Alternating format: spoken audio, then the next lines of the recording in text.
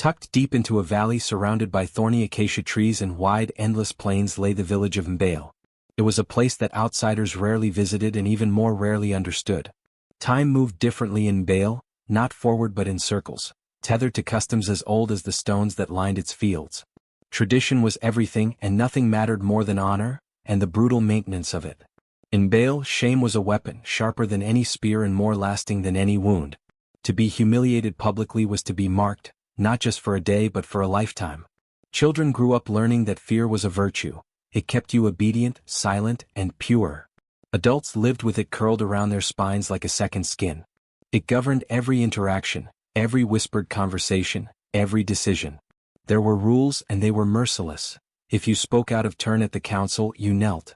If you disrespected an elder, you stood barefoot on the sharp stones outside the gathering hall until your feet bled.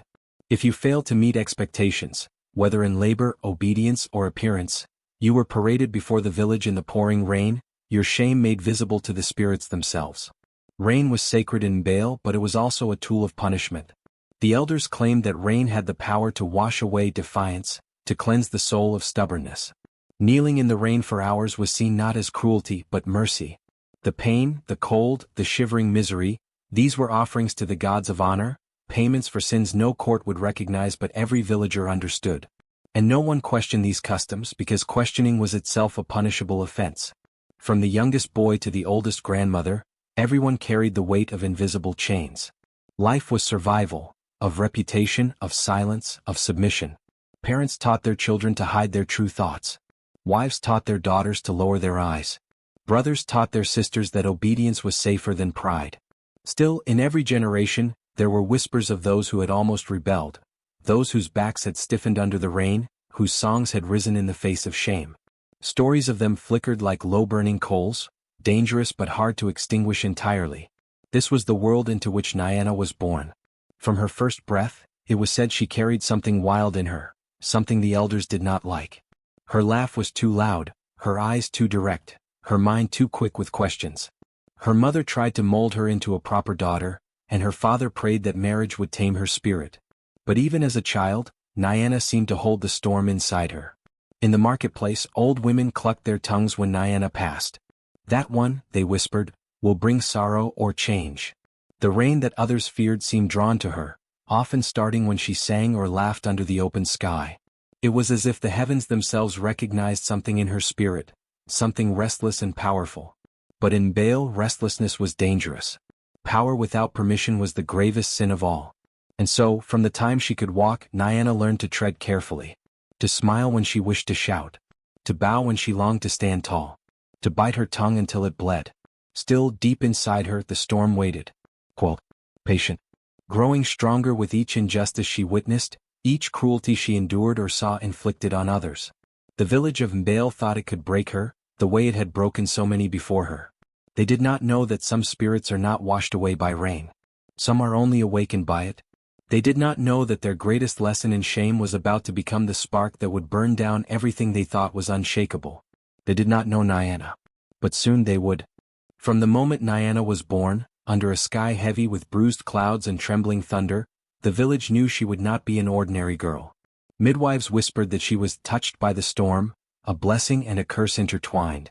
Her mother, Adia, held her close that night, staring into her newborn daughter's deep-set eyes. There was a depth there, a boldness, that made Adia's heart ache with both love and dread. Nyana grew fast, all wiry limbs and curious glances.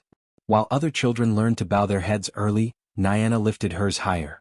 When the elders spoke, she listened, but her sharp mind asked questions later, questions that made even her father's hands tremble around his staff. "Why must we kneel in the rain, Papa?" she once asked at the tender age of 7. "If rain is a blessing, why use it to punish us?" Her father, Kojo, had no answer, only a haunted look. He feared for her even then. In Mbale, curiosity was not a virtue. Cleverness was dangerous, especially in girls. Despite this, Kojo and Adia loved their daughter fiercely. There were secret moments, in the privacy of their small, clay-walled hut, where her spirit was allowed to burn bright. Kojo would carve little animals out of wood for her, marveling at how quickly her nimble fingers learned the craft. Adia would teach her songs usually reserved for adults, smiling when Nyana's voice soared higher than the stars. But even love could not silence fear. Fear that Nyana's tongue would slip in public. Fear that her laughter would carry too far. Fear that shame would fall upon their household like a vulture from the sky. In Bale, it was not enough to love your children, you had to control them to survive. So, little by little, Kojo and Adia tried to bend Nyana into something safer. Kojo demanded longer hours helping in the fields. Adia taught her the careful dance of obedience, when to lower her gaze, how to smile without seeming proud. You are a bright flame, child, Adia would whisper at night, brushing Nyana's hair. But even a bright flame can burn down a house. Nyana listened. She tried. But inside her, the storm only grew. By the time she reached her 12th season, Nyana was tall and lean, with skin the color of rich earth and hair that curled rebelliously despite every effort to tame it. Her eyes were what most people remembered, dark, direct, full of questions she dared not ask aloud anymore. She learned to live in two worlds. In one, she was the dutiful daughter, quiet, helpful, deferential to elders. She fetched water from the river, she mended clothes, she sat silently during the long, dusty council meetings. In the other world, the secret one, she dreamed. At night, under the watchful stars, Nyana imagined a different Mbale. A village where children were not beaten for speaking the truth. A village where girls could laugh without fear. A village where rain was only rain, joyful, life-giving, not a weapon of shame. Sometimes, by the river, she whispered her dreams into the wind. She told them to the trees, to the stones, to the restless waters. One day, she vowed in the softest voice, I will change it. I will not kneel for nothing. There were moments when she doubted herself. Moments when fear wrapped around her chest like iron bands. She saw what happened to others who defied the old ways. Women forced into isolation, boys beaten until their spirits snapped in two. Still, the dreams refused to leave her. They lived in her hands when she worked the fields. They burned behind her eyes when she listened to the elders drone on about tradition and obedience. They beat in her chest, a drum calling her forward into a future she could barely imagine but could no longer deny. Her family saw the change in her. Kojo grew stricter, barking commands he once would have asked gently. Adia wept silently some nights, folding Nyana's clothes as if preparing for the day they might lose her to shame. Please, little bird, Adia whispered once after a narrow escape when Nyana's tongue almost lashed out at a disrespectful elder. Clip your wings. Just for a little while. Nyana nodded. She kissed her mother's brow. But inside she promised herself, I will not be caged forever. Not even when Elder Mudo began to notice her. Not even when the eyes of the village, always watchful, began turning her way with suspicion. Because Nyana had come to understand something that many others had forgotten. The rain could be endured. The shame could be survived. The fear could be broken.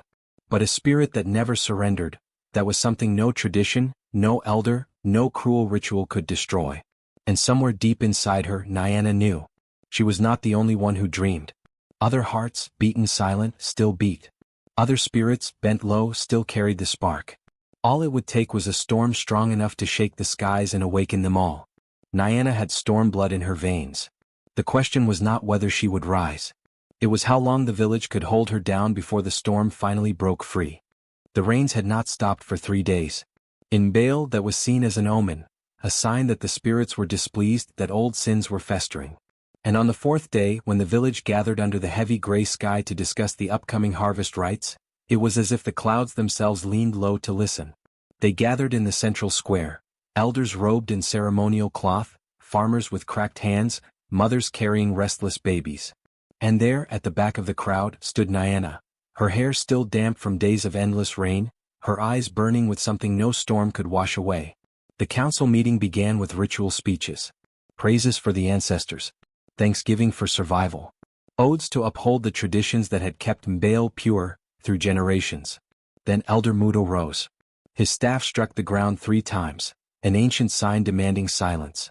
We gather today, he said, voice carrying across the square, to remind our sons and daughters that obedience is life. Defiance is death. To honor is to survive. Heads nodded around him. The words were familiar, drilled into every heart since birth. The rain punishes because we have allowed pride among us, Mudo continued, his gaze sweeping the crowd. It lingered, unmistakably, on Nyana. We must reaffirm the old laws. Girls must bow deeper. Boys must obey faster. Pride must be broken before it destroys us all. He paused, savoring the fear. And that was when Nyana, small and drenched, stepped forward. The crowd gasped as she moved. A young girl should not speak at council. A girl, accused of pride no less, should certainly not interrupt the great Mudo. But Nyana had endured enough rain, enough bruises, enough forced silence. The fire inside her, that sacred, secret blaze, refused to be smothered any longer. She lifted her chin. The rain made her hair cling to her face, but her voice rang out clear. Why must we honor traditions that bring only pain? A silence fell heavier than any rainfall. Mudo froze. Nyana's words were not a question seeking answer. They were a challenge hurled like a spear straight into the heart of Mbale's oldest lies. Why is suffering called purification? Why is cruelty called honor? If our ancestors walked with wisdom, would they truly want their children's backs broken by fear? Gasps rippled through the crowd. Mothers clutched their children closer. Fathers averted their eyes. No one had ever dared to say such things aloud. Mudo's face darkened like a storm about to break. Enough, he bellowed, his voice thundering over the square. Nyana stood firm. You speak of death for pride, she said, softer now, but her words were daggers. But pride is not my crime. Truth is. Mudo stepped down from the council dais, his serpent staff striking sparks from the wet stones. You dare shame your blood. You spit on the feet of your elders. Nyana bowed her head slightly, not in submission but in mourning. She knew what was coming. Still she spoke once more. Better to walk with a broken body than live forever with a broken spirit. It was then that Mudo, seething, raised his staff high. By the laws of our fathers, he roared, by the blood of our ancestors, by the will of the spirits, you are sentenced. The villagers, cowed by habit, backed away, forming a circle. Kneel. Mudo commanded. Nyana dropped to her knees without hesitation. Lower, he snarled. She pressed her forehead to the cold, muddy earth, rain mixing with dirt until her skin was stained. You will stay, Mudo declared, until the spirits forgive your arrogance, until the rain stops, or until your pride drowns in the mud. Somewhere in the crowd, a woman sobbed softly. A boy tugged at his mother's sleeve, whispering, "But why?" and was hastily silenced. Lightning flashed in the distance, illuminating the cruel theater. Thunder rumbled like the growl of an ancient beast. Nyana stayed kneeling. Hours passed. The rain became needles. Mud seeped into her skin, her bones. Yet inside the fire did not flicker. Inside she was forging herself into something new, something terrible and beautiful. And Mudo watched from his shelter, certain he had won. He did not see the way some villagers looked at each other with growing shame. He did not hear the first murmurs of dissent stirring beneath the fear. He had silenced her body. But her words, once spoken, had entered the village's bloodstream like fire in dry grass. And it was too late. Nyana had planted a seed. It would not die. Would rise. And with it bring down the rotten roots of the old order. Mudo thought he had broken her. In truth, he had only lit the fuse of a revolution. Elder Mudo's name was never spoken lightly in Mbale. Children flinched at the sound of it. Men lowered their eyes. Women pressed their lips thin, swallowing their anger like bitter medicine. Mudo was the enforcer, the beating heart of the village's obsession with obedience and control. He was the one who decreed punishments, the one who decided which sins needed public cleansing under the open sky. When it rained and someone knelt shivering in the mud, it was Mudo's decree that made it so. It hadn't always been this way. Long ago, when Mudo was a young man, he too had been proud, dangerously so. In those days he had dared to question the elders. He had fallen in love with a girl from another village, and in his foolish hope, he had imagined a life free from Mbale's chains. But pride in Mbale was a crime worse than theft or violence. The elders had crushed him brutally, forcing him to kneel in the rain for 3 nights and 3 days without food. On the 4th morning, delirious and broken, Mudo had sworn to uphold the old ways rather than fight them. It was better, he decided, to be the punisher than the punished. And so Mudo became the village's iron fist. He wore tradition like armor. He memorized every ancient law, every old saying, every bitter proverb that justified cruelty in the name of honor. To bend the sapling is to save the tree, he often intoned, even as the sapling snapped under his hand. In council meetings he sat on the highest seat, his staff, topped with a carved serpent, resting across his knees. His voice was gravelly with age but sharp as a blade. When Mudo spoke, decisions were made. When Mudo frowned, knees bent lower. Mbale was a village of fear, and Mudo was its high priest. But even the most powerful must watch for cracks in their fortress. Nyana was one such crack. From the moment she grew out of childhood into a young woman, Mudo noticed her. Not just her beauty, though it was undeniable, it was her spirit.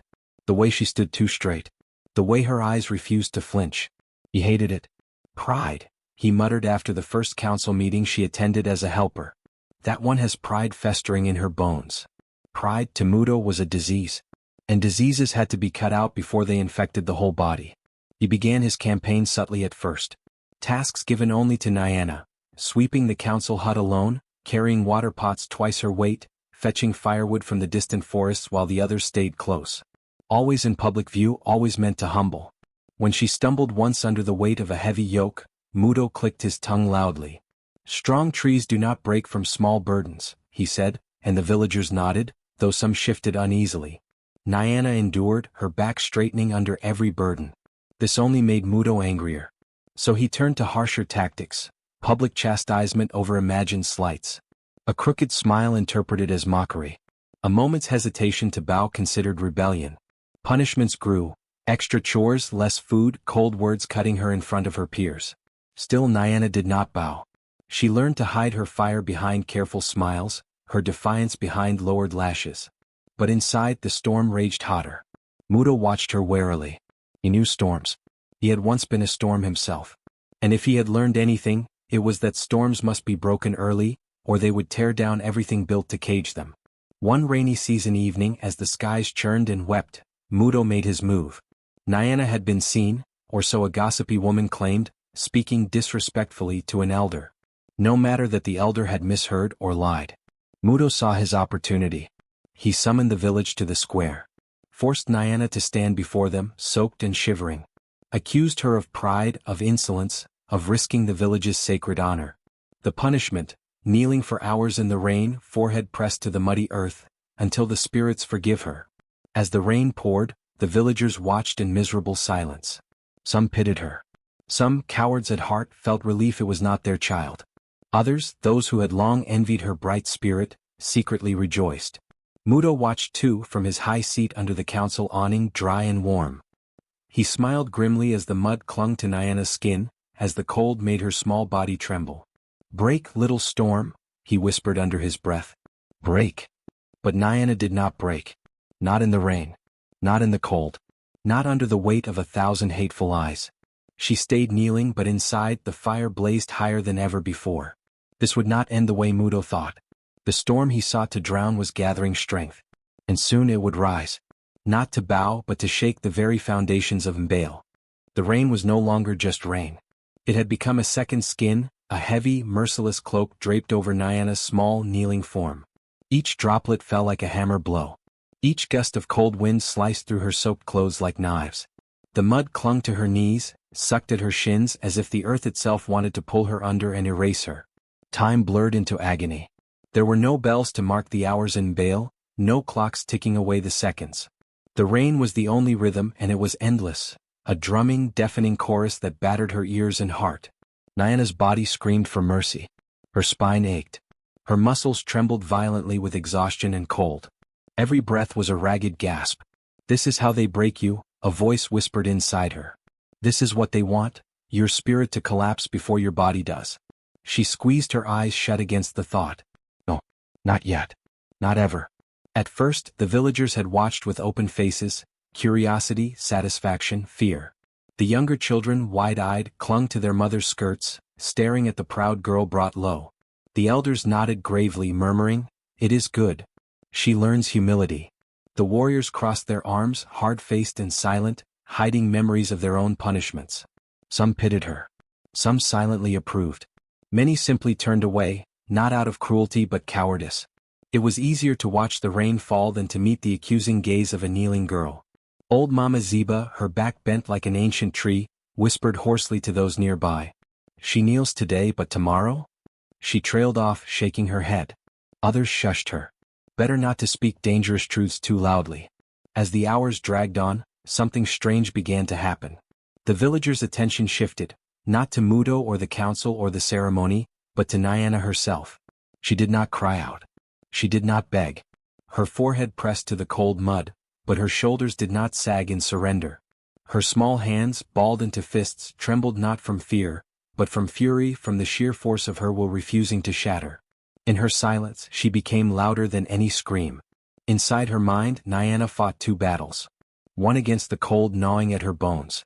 And one against despair, whispering that she was alone, that it would never change, that she was foolish to hope. "Why did you speak, Nyana?" The cruel voice taunted. "Why couldn't you just stay quiet, obey, survive?" Tears mixed with the rain. No one could tell. Her throat burned with swallowed sobs. But then, just when despair nearly won, another voice stirred inside her. Faint but growing stronger. "You spoke because truth matters. You stood because silence is death. You kneel now not as a slave but as a seed." That thought wrapped itself around her heart like a flame against the frost. "They think this is your end. But it is your beginning." She inhaled deeply as she could with rain choking the air, and clung to that truth. Around her, life moved strangely. Some villagers left, muttering about the foolishness of a stubborn girl. Others lingered under the eaves of houses, unable to tear their eyes away. Some mothers wept softly, memories of their own youthful rebellions crushed under the weight of tradition.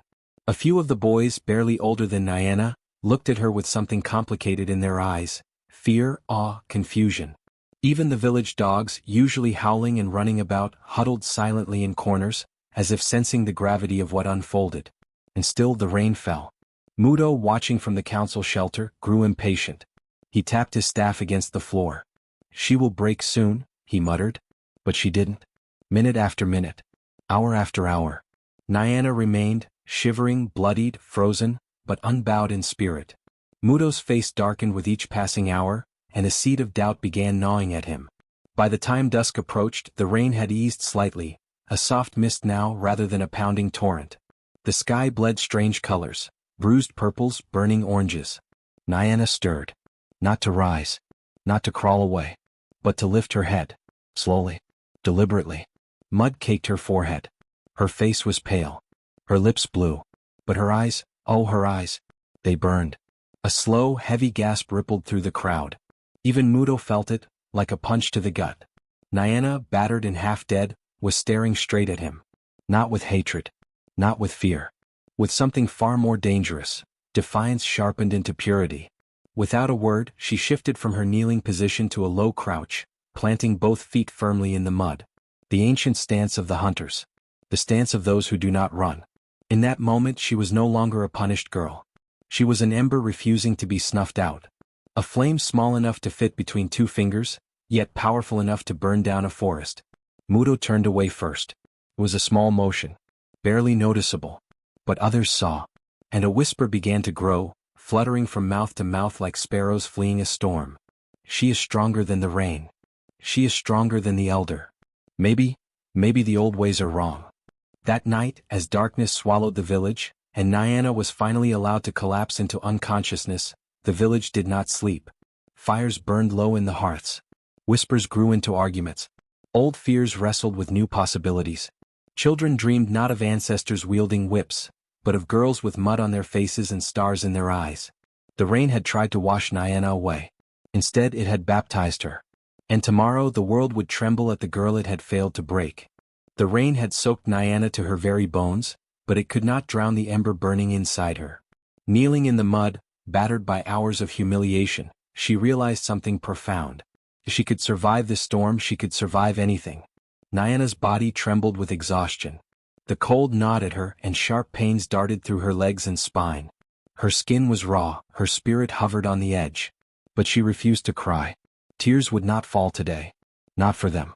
Not for their cruel loss. Not for their broken pride masquerading as tradition. Instead, something deeper stirred in her chest, a memory of her mother. Her mother, who used to sing as she stirred the village stew, as she ground the maize, as she mended torn clothes. Songs of resilience, of old heroes, of battles won not by strength alone, but by stubborn hearts refusing to surrender.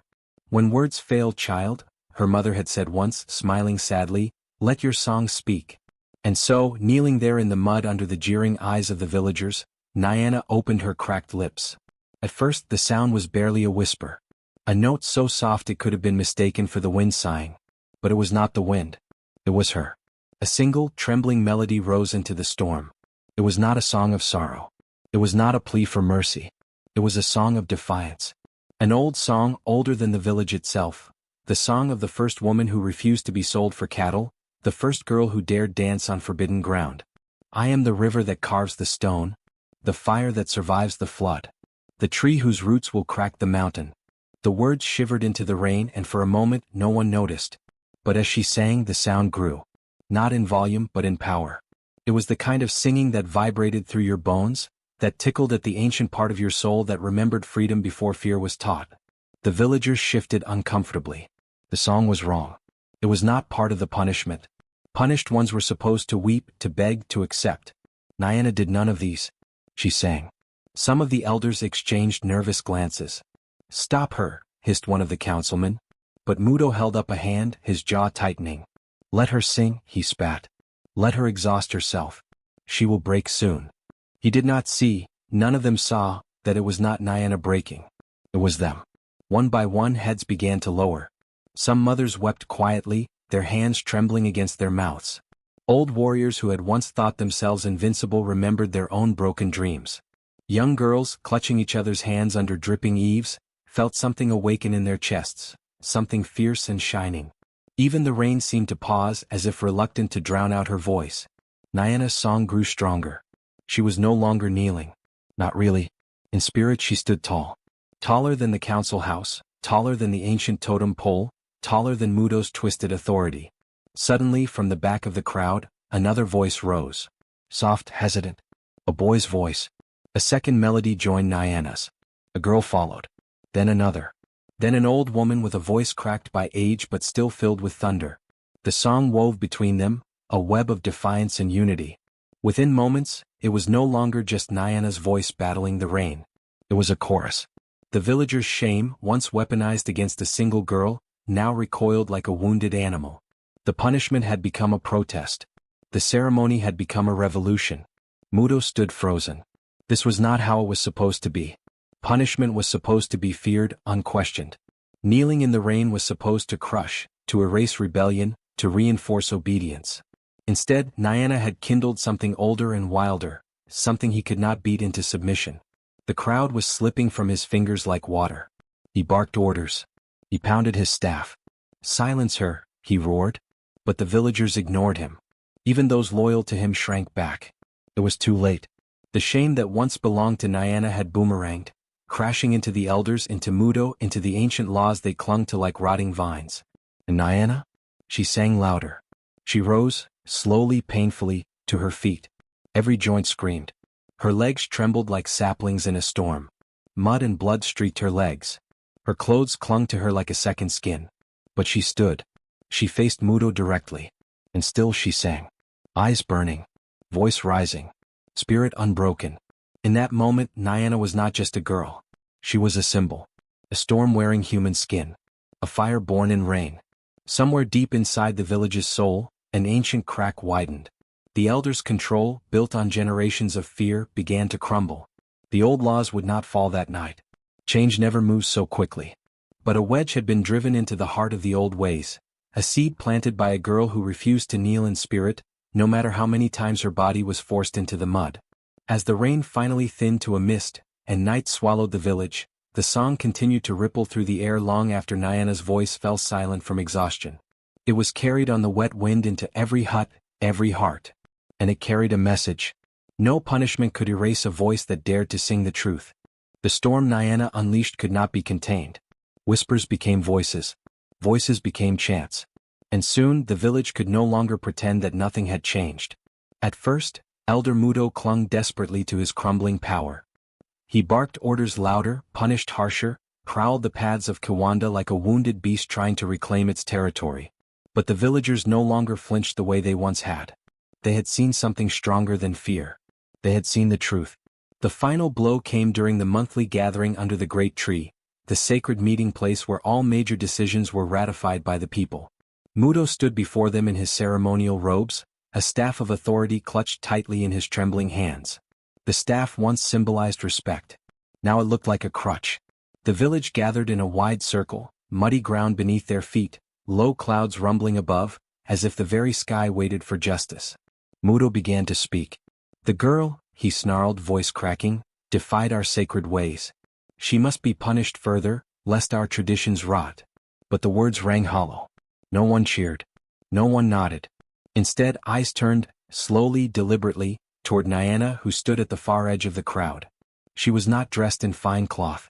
She wore a simple wrap, still stained from her night in the rain. Yet it was she who seemed crowned by light, not Mudo.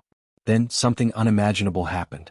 An elder woman, Sua, once too afraid to speak, stepped forward. "It is not Nyana who has brought shame to Kawanda," she said clearly, voice cutting through the humid air. "It is you, Mudo." Gasps rippled through the crowd. Mudo's face twisted, first in disbelief, then rage. "How dare you?" But another voice rose, then another.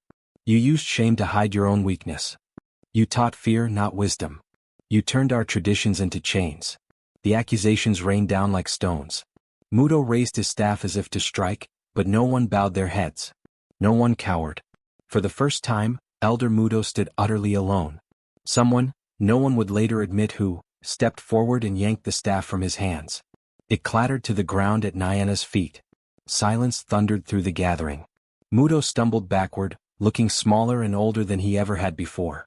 Without his staff, without his fear, he was just a bitter man who had hurt too many for too long. Nyana did not speak. She did not need to. Her silence was mightier than his words had ever been. That evening, the council gathered without Mudo at its head for the first time in decades. By unanimous voice, they stripped him of his title. He was given no exile. They knew better than to make him a martyr, but he was forbidden from making rulings, from punishing, from commanding. He would live in Kawanda as a simple man. A man reminded daily of the shame he had once so eagerly dealt to others. It was not revenge. It was reckoning. The villagers did not celebrate openly, but they celebrated quietly, with glances exchanged at the wells, with hands squeezed tighter around shared bowls of food, with new songs taught to the children. The first cracks had formed in the old, rotting system. And through those cracks the future was beginning to grow. Mudo's fall was only the beginning. But it was enough to show the people of Kawanda that power built on cruelty could indeed crumble. And that sometimes, it took just one girl, one voice, one song sung in the rain to shake the pillars of an entire world. The village of Kawanda would never be the same again. In the days following Mudo's fall, a hush settled over the village, not of fear but of wonder. The air itself felt different, lighter somehow, as though the ancient trees and rivers exhaled a long-held breath of relief. At the center of it all stood Nyana. Not crowned, not declared leader by any official voice, yet there she was, the quiet center of a rising storm of change. She had no desire for titles. She wanted something far bigger. She wanted healing. Her first act was simple but powerful. She stood before the council and spoke the words many had waited generations to hear. "There will be no more kneeling in the rain," she said. "No more punishments made for spectacle. No more honor built on humiliation." The council, still shaken from recent events, agreed without argument. Public shaming rituals, once seen as the heart of discipline in Kawanda, were banned. In their place, Nyana helped create something new.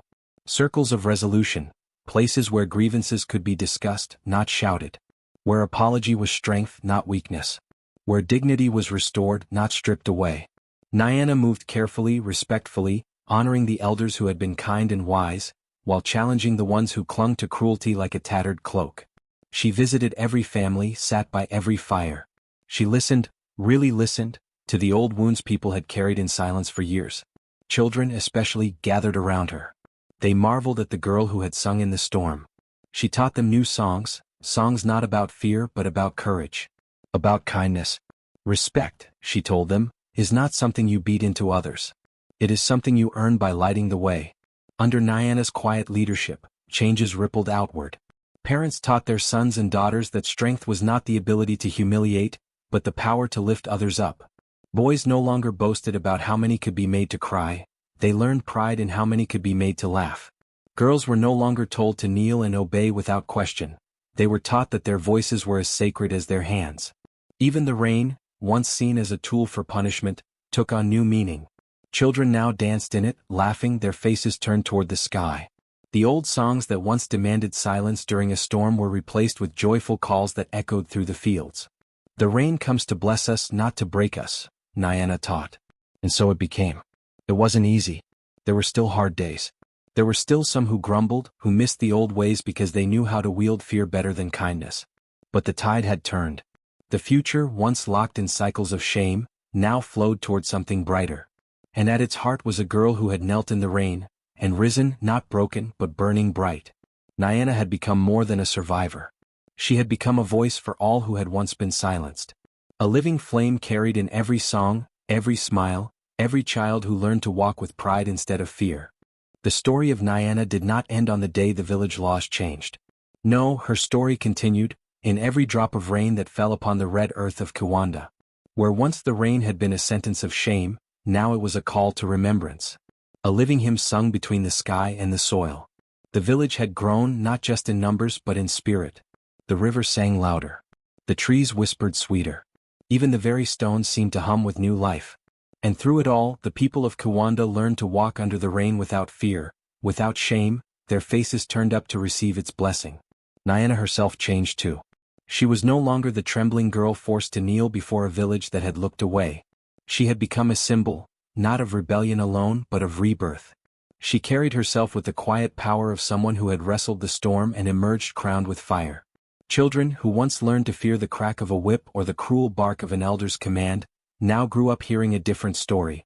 Be like Nyana, mothers whispered as they braided their daughters' hair. Stand like Nyana, fathers said when their sons hesitated before doing what was right. Her name became woven into lullabies, into prayers, into the promises made from one generation to the next. 1 year after the night she sang in the storm, the village decided to mark the anniversary. But not with silence. Not with kneeling. They would honor it with celebration. When the day came, dark clouds gathered over Kiwanda. The elders who once ruled with fear, those who remained, stood humbly beside the youngest children. There were no punishments, no accusations, no trembling shoulders. Instead, drums were set out. Bright cloths were wrapped around laughing bodies. Food was shared. Songs, new and old, floated up to meet the thunder. And when the first drops fell, no one ran for cover. Instead they danced. The rain soaked their hair, their faces, their brightly colored garments. Mud clung to their feet and still they danced, laughing and singing and remembering. Nyana stood at the heart of it all, arms raised to the heavens, her face lifted without fear. It was a baptism of sorts, not of water alone but of spirit. A washing away of old shame. A welcoming of a new legacy. In that moment Nyana saw visions in the rain. She saw girls once made to kneel, now standing tall with heads crowned in flowers. She saw boys once taught cruelty, now racing hand in hand with the girls, equals in every way. She saw elders telling stories not of punishment, but of resilience, teaching pride without arrogance, courage without cruelty. She felt the spirit of the land itself sigh with relief. The rain was no longer a weapon. It was a blessing. A healing. Looking back, Nyana understood her journey in a new light. She had once believed she fought only for herself, for her own dignity, her own survival. But now she knew. She had fought for all of them. Every silent girl. Every broken boy. Every hidden tear that had stained the earth for too long. She had carried them with her, in her song, in her stubborn defiance, in her refusal to let shame define her. And when she stood, when she sang, she had given them all permission to rise with her. The final image remains forever etched in the heart of Kiwanda. A village gathered in the rain. Laughing. Singing. Holding one another with open arms and fearless eyes. Where once punishment reigned, now celebration ruled. The rain itself bore witness, baptizing a new generation, one that would never again confuse cruelty with honor. In every droplet a blessing. In every footstep through the mud, a story of freedom. In every beat of the drum a reminder. No light need ever be dimmed by fear again.